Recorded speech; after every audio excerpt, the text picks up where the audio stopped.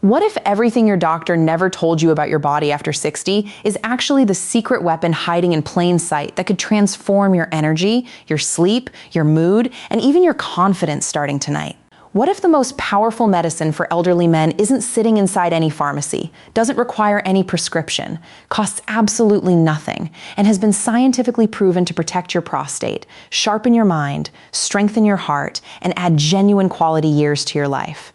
But nobody, not your family doctor, not your specialist, not anyone in a white coat, ever sat down and had the honest, real, respectful conversation with you about it? What if shame, silence, and outdated social rules have been quietly stealing your health for decades while you suffered through sleepless nights, low energy, prostate anxiety, and declining confidence? All problems that had a surprisingly simple, natural, medically supported solution all along? Today, that silence ends. Today, we talk about what your body actually needs. Today, I am going to share masturbation secrets that elderly men wish someone had told them 30 years sooner.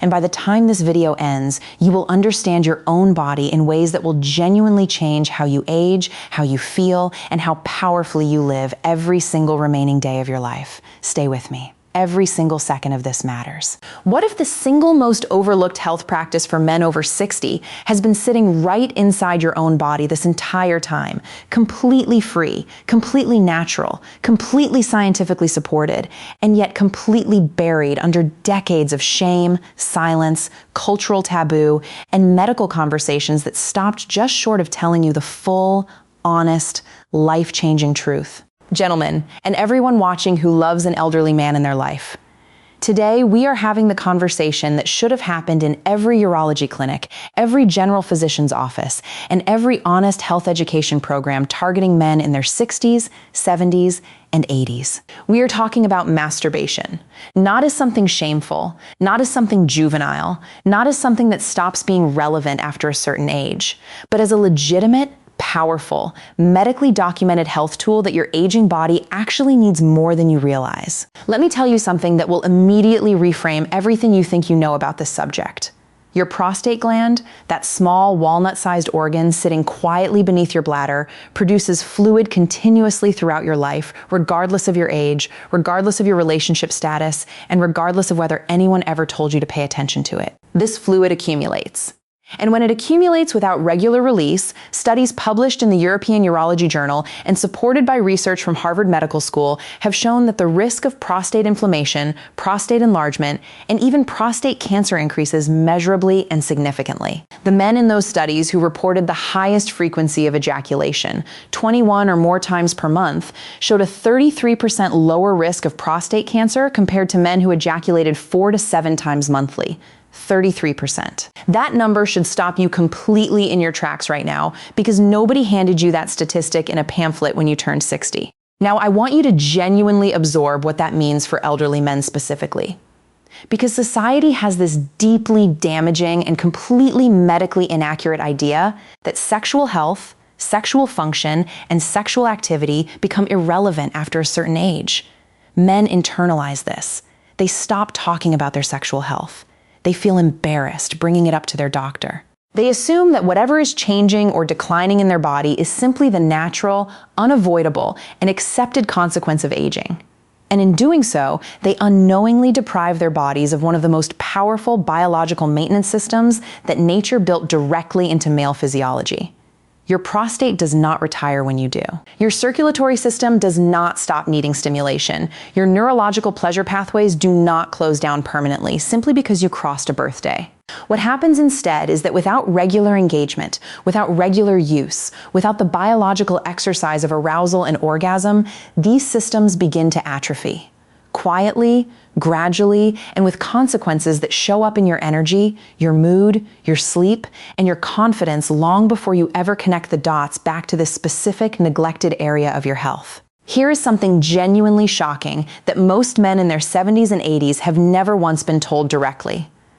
Testosterone, the hormone responsible for your energy, your muscle strength, your cognitive sharpness, your emotional resilience, and your overall sense of vitality. is not simply a young man's hormone that disappears irreversibly with age. While natural testosterone decline does occur with aging, research consistently demonstrates that sexual stimulation and orgasm create temporary but real and measurable spikes in testosterone production. What this means practically is that elderly men who engage in regular sexual activity, including masturbation when partnered activity is unavailable or not applicable, are essentially providing their endocrine system with a biological signal to keep producing, keep functioning, and keep supporting all the testosterone-dependent systems throughout their body. The men who stop all sexual activity entirely are, without knowing it, accelerating a hormonal decline that didn't have to happen at that pace. They are removing the signal. And the body, receiving no signal, reduces production further. It is a cycle that moves in only one direction once it begins, and it moves faster than most men realize. Let us talk about your heart, because cardiovascular health in elderly men is perhaps the most universally discussed health concern among men over 60, and yet the connection between regular sexual activity and cardiovascular fitness is almost never discussed with the directness it deserves. When you experience sexual arousal and reach orgasm, your heart rate increases to a moderate aerobic level. Blood flow accelerates throughout your entire body.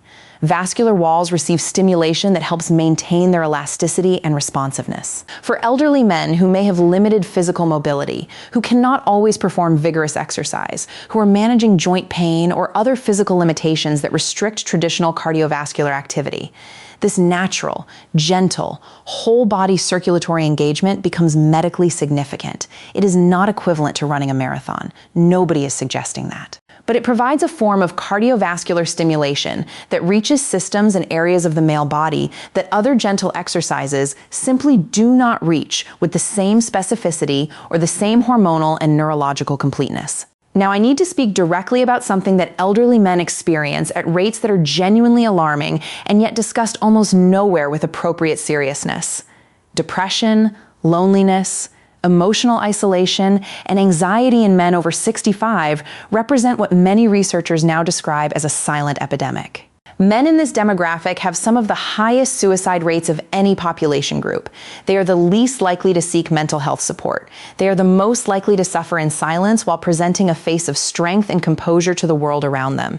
And here is where the neurochemistry of sexual activity becomes not just interesting, but genuinely urgent. Orgasm triggers the release of dopamine, your brain's primary reward and motivation chemical. It releases oxytocin, the bonding and emotional warmth hormone. It releases serotonin, the mood-stabilizing neurotransmitter that most antidepressant medications are specifically designed to increase in the brain. And it releases endorphins, the body's natural pain-relieving and euphoria-producing compounds. All of this happens naturally, immediately, without side effects, without cost, and without a prescription. For an elderly man sitting alone in an apartment, managing grief over lost friends or a lost partner, navigating the emotional weight of aging in a society that doesn't always honor its elders, this neurochemical reset is not trivial. It is not embarrassing. It is medically meaningful, and it deserves to be spoken about with the same seriousness as any antidepressant prescription or therapy recommendation. Let me address sleep, because if you are an elderly man or if you care for one, you already know that disrupted sleep is one of the most consistent and most debilitating complaints in this population. Falling asleep takes longer. Staying asleep becomes difficult. Deep restorative sleep becomes increasingly rare. And the consequences, cognitive decline, immune suppression, mood deterioration, cardiovascular stress, and accelerated physical aging, are well documented and genuinely serious. What almost nobody tells elderly men is that orgasm triggers a significant and measurable release of prolactin, a hormone directly associated with the feeling of sexual satisfaction and relaxation. Prolactin release following orgasm has been scientifically shown to facilitate faster sleep onset, deeper sleep architecture, and longer duration of the most restorative sleep stages. For elderly men who have tried every sleep supplement, every white noise machine, every sleep hygiene protocol recommended by well-meaning health articles, and still lie awake at 2 a.m. staring at the ceiling, this information is not just useful. It is potentially transformative. And it was available to them all along. The conversation about erectile dysfunction in elderly men is one that the medical community approaches somewhat, but rarely with the full honesty that patients deserve about prevention as much as treatment. Here is the fundamental physiological reality that every man over 60 should understand completely. Erectile function depends on healthy blood flow through penile arteries, healthy nerve sensitivity throughout penile tissue, and healthy elasticity in the smooth muscle and connective tissue that allows erections to occur and be maintained. All three of these systems, vascular, neurological, and structural, respond to the biological principle of use it or lose it with a directness and urgency that is often shocking to men who learn it too late. When penile tissue goes extended, periods without the increased blood flow and oxygenation that arousal provides, a process called penile fibrosis, the gradual replacement of flexible elastic tissue with less flexible scar-like tissue, begins to occur.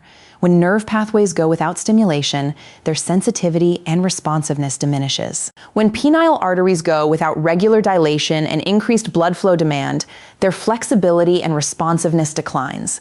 Regular arousal and orgasm, including through masturbation, when that is what is available and appropriate, literally exercises these systems. It keeps them oxygenated, stimulated, responsive, and functional. Many elderly men who stopped all sexual activity after losing a partner or after a period of illness have discovered, to their genuine distress, that their erectile function declined far more rapidly than it needed to, and that the decline was significantly related to the absence of regular engagement rather than exclusively to age alone. There is a conversation that must be had about guilt, shame, and the cultural programming that many elderly men carry about this subject. Because without addressing that directly, everything else I have said today will bounce off a wall of internalized shame that was built over decades and has been reinforced by religion, by cultural messaging, by family attitudes, and by a medical culture that historically avoided this topic with elderly patients out of a misplaced sense of propriety.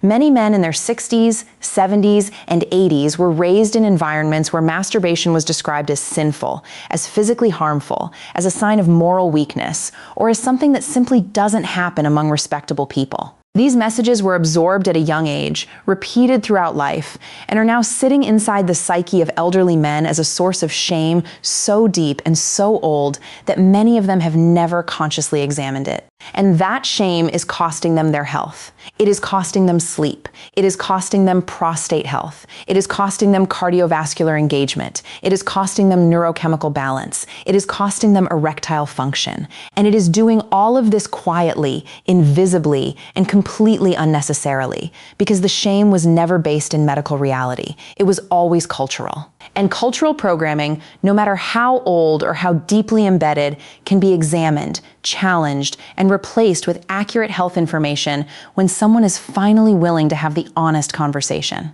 I want to speak now about frequency, because this is where elderly men need specific, practical, medically grounded guidance rather than vague encouragement.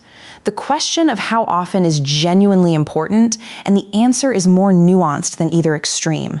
Neither never nor compulsively would suggest. For elderly men, general urological guidance based on available research suggests that 2 to 4 times per week represents a frequency range associated with measurable prostate health benefits, testosterone maintenance support, sleep quality improvement, and cardiovascular engagement without the physical fatigue that might accompany higher frequencies in older bodies. This is not a rigid prescription.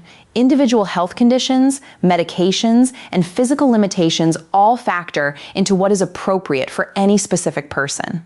But the principle that there is an optimal healthy range, and that 0 is not within that range, is medically supported and practically important. Too many elderly men are operating at 0, not because of any physical inability, but because of the shame, the lack of information, and the absence of anyone willing to tell them that their body still needs this engagement and that providing it is a responsible act of self-care, rather than something to feel guilty about. Lubrication is a practical subject that elderly men deserve direct information about, and yet it is almost never discussed in health education targeting this demographic. As men age, natural lubrication decreases. Penile skin becomes thinner and more sensitive. Friction without adequate lubrication can cause small skin tears, irritation, and discomfort that discourages continued healthy engagement. Water-based lubricants are safe, effective, widely available, and carry 0 medical risk for elderly men. Using them is not a sign of deficiency or failure. It is an intelligent adaptation to the physiological realities of aging male skin and tissue that makes the healthy activity more comfortable, more sustainable, and more physically safe. This is information that elderly men should receive from their healthcare providers as a matter of routine urological care, and the fact that most of them never do represents a significant gap in elder male health education. The psychological dimension of sexual self-awareness in elderly men extends into areas of identity and self-worth that are rarely addressed openly.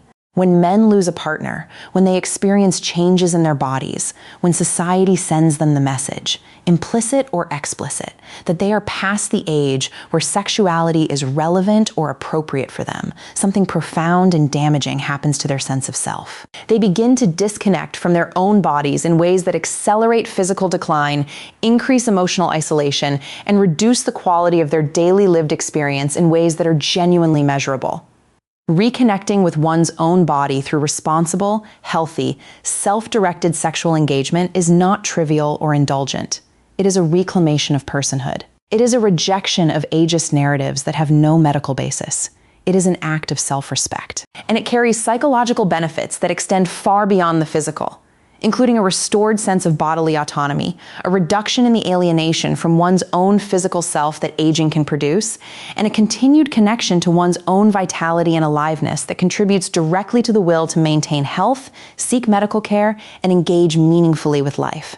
I want to close the substantive portion of today's discussion by addressing the men who are watching this and feeling, perhaps for the first time, that someone is finally having a genuinely honest and respectful conversation with them about a part of their health that has been silenced for too long. You deserved this information 30 years ago. You deserved it when you first walked into a urologist's office. You deserved it when your health changed, when your life circumstances changed, when your body changed. The fact that you are hearing it now does not mean it is too late, because the research is absolutely consistent that the benefits of returning to healthy sexual engagement after periods of absence are real, measurable, and begin relatively quickly. Your prostate can benefit starting now. Your cardiovascular system can respond starting now. Your neurochemical balance can begin to shift starting now. Your sleep can improve starting now. Your body has not given up on you. It has simply been waiting for the permission and the information that nobody gave you until today. Gentlemen, what we have covered today is not entertainment. It is not shock content. It is not anything inappropriate or embarrassing. It is medical reality, delivered with the respect and directness that elderly men have always deserved and have far too rarely received. Your body at 60, 70, 80, and beyond is still a living biological system with real needs, real maintenance requirements, and real capacities for health improvement when those needs are met intelligently and without shame. Prostate health, testosterone support, cardiovascular engagement, neurochemical balance, sleep quality, erectile function maintenance, psychological well-being. All of these connect to this one honest conversation that should have been happening in medical offices and health education programs for decades. The silence was never protective. It was costly. And the cost was paid by real men, living real lives, suffering real health consequences that were at least partially preventable. Today, you have the information. Today, the silence ends. And today, you can make choices about your own body based on accurate medical understanding rather than on shame, myth, or the absence of anyone willing to speak honestly. Take care of yourself. Take the whole conversation seriously. Talk to your urologist with confidence. You are not past the age of deserving complete, honest health information. You never were.